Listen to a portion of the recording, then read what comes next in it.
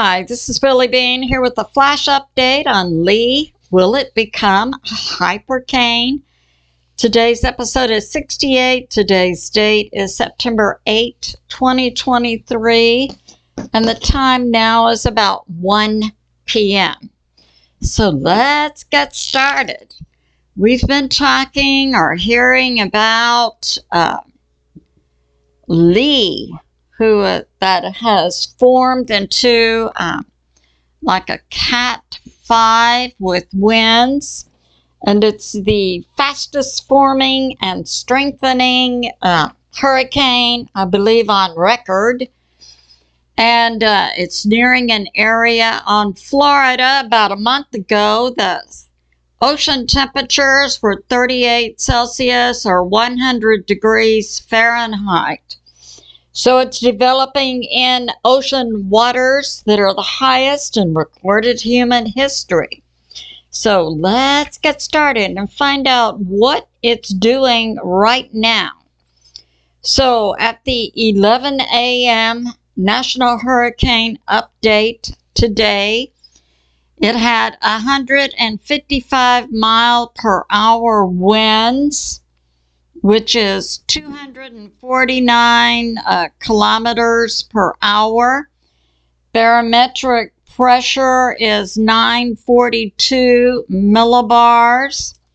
Speed is 13 miles per hour or 21 kilometers per hour.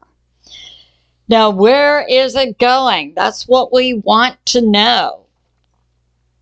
So we have this from BPEarthwatch, the National Hurricane Center, and Ryan Hall Y'all. So it looks like here's Canada, Nova Scotia, Newfoundland. There's a 20% chance it's going to impact New York. So the chances of hitting Florida, Georgia, South Carolina, North Carolina right now appear low.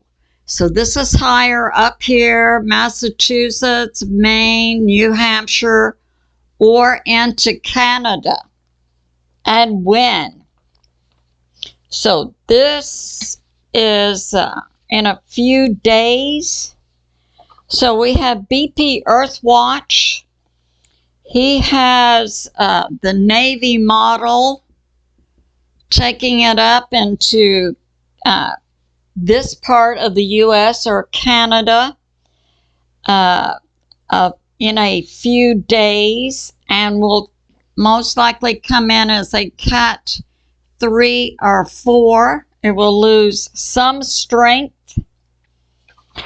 And we have this, that Ryan Hall Y'all. Okay, now Ryan is picking this up that by today, so by September 8, by 2 p.m., the information Ryan has is that the wind speed will go to 180 miles per hour with gust of 220 miles per hour. So it's going to strengthen. Now, on the storm itself, here's some information Ryan has that on the west side of the storm, they are documenting 80-foot waves. And I had information that came out from Hal Turner. So this would have been on September 7 last night, about 8:30 p.m. On the northwest quadrant of the storm was documented winds of 180 miles per hour, which is about 291 kilometers per hour. And the hurricane plane experienced a sudden drop. So last night the plane September 7, about 8:30 p.m., flew into the hurricane last night, and they fell 1,000 feet in 30 seconds. After about 1 minute, they went back up 500 feet. And this is when they documented these high winds in this area.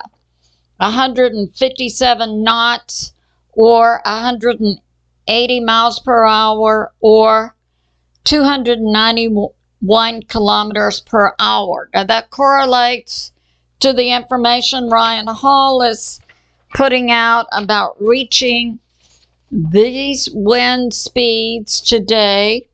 So 180 miles would be the 291 kilometers per hour. So that's coming out. This is a very unusual storm. Now, I want to put this out, that in the past 6 to 8 weeks, the download I had a download from God, radiation sickness, and I found out that also could correlate to the sun. Now, last night, Mike from around the world is regularly on Pastor Paul Begley's Thursday night program, put out information that to Mike would have come from the federal government NSA model.